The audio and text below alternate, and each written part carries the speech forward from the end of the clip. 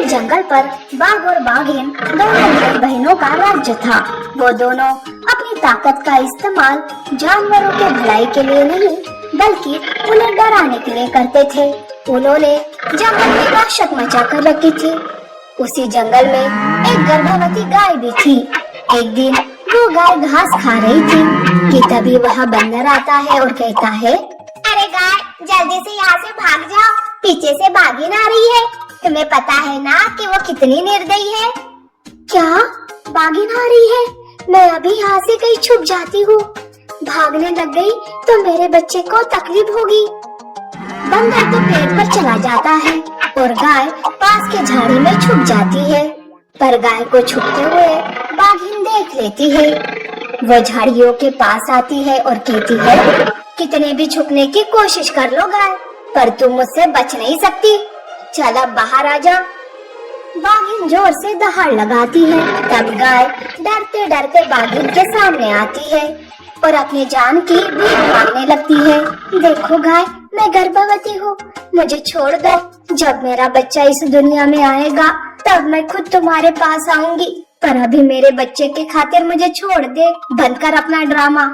मैं किसी का इंतजार नहीं करती हूँ। तू गर्भवती है तो मुझे क्या लेना देना? मुझे तो बस अपनी भूख मिटाने से मतलब है। गाय बाघिन के सामने गिड़गिड़ाने लगती है, पर बाघिन का पत्थर का दिल पिघलता नहीं। ये सब पेड़ पर बैठा बंदर देख लेता है। वो गर्भवती गाय को बचाने का एक प्लान बनाता है। तभी बंदर बाघिन के पीछे एक लकड़ी लेकर खड़ा हो जाता है और कहता है, बाघिन, मैं बंदर हूँ और मेरे पास शिकारियों की बंदूक है। मुझे कम समझने की भूल मत करना। जरा सी भी हरकत की तो मैं तुम्हें बंदूक से मार दूंगा। फिर क्या, गाय वहाँ से भाग जाती है। बाघिन बंदूक का नाम सुनकर डर जाती है और वो कोई हरकत नहीं करती है। तब बंदर हंसते हुए वापस पेड़ पर जा बैठता है और हंसते हुए कहता है, अरे बाघिन, तुम तो बेवकूफ निकली। देखो, मेरे पास कोई बंदूक नहीं बल्कि ये लकड़ी है। बाघिन, तुम लकड़ी से डर गई। बाघिन को बंदर पर बहुत गुस्सा आता है, पर वो उसका कुछ नहीं कर सकती थी, इसीलिए वो गुस्से से वापस गुफा में आती है। तब बाघ उसका गुस्सा देखकर उसे गुस्से का कारण पूछता है। तब बाघिन कहती है, कुछ भी हो जाए भैया, पर मुझे वो गाय और बंदर चाहिए। उन दोनों ने तुम्हारी बहन को बेवकूफ बनाया है। हमें इस बात का बदला लेना है। हमें इस बात का बदला लेना ही होगा। बाघिन सारी हकीकत बाघ को बता देती है।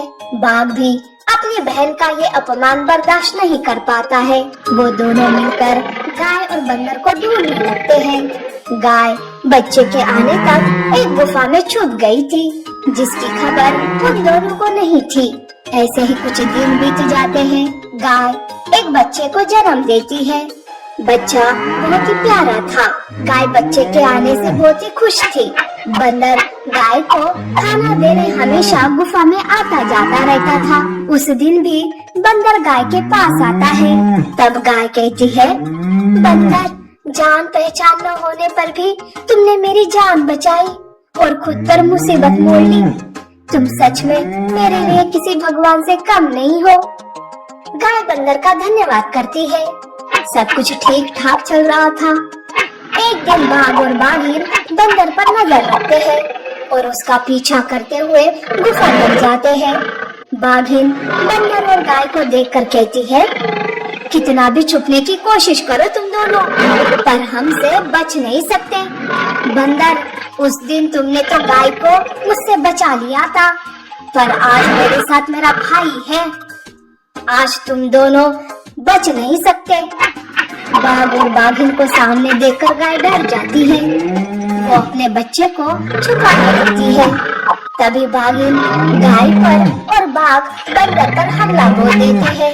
तभी बच्चा बाघिन के सामने आता है और रोते हुए कहता है, मेरी माँ को छोड़ दो। उन्होंने क्या बिगाड़ा है तुम्हारा? अगर मेरी माँ नहीं रही तो मैं किसके साथ रहूँगा? बच्चे का रोता हुआ मासूम चेहरा और उसकी बातें सुनकर अचानक से कठोर बाघिन का दिल पिघल जाता है। वो गाय को छोड़ देती है तब बाघ उसे ऐसा न करने के लिए कहता है। तब बाघिन बाघ से कहती है, भैया छोड़ दो इन्हें, इस मासूम बच्चे का चेहरा देखो और छोड़ दो इन्हें। भैया हम अपनी ताकत से घमंडी बन गए थे, इतना घमंड अच्छा नहीं होता है भैया, छोड़ दो इन्हें।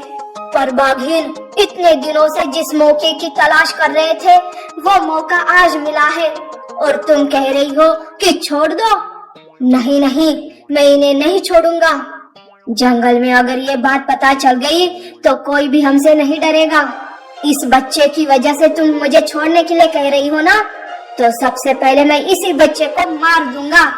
बाघिन के मना करने पर भी बाघ उसकी एक नहीं सुनता है। बाघ बंदर को छोड़कर बच्चे को पकड़ लेता है। तब बाघिन भी बाघ को मार देती है। बच्चे की वजह से बाघिन में बदलाव आ गया था। गाय और बंदर बाघिन का धन्यवाद करते हैं और वो वहाँ से चले जाते हैं।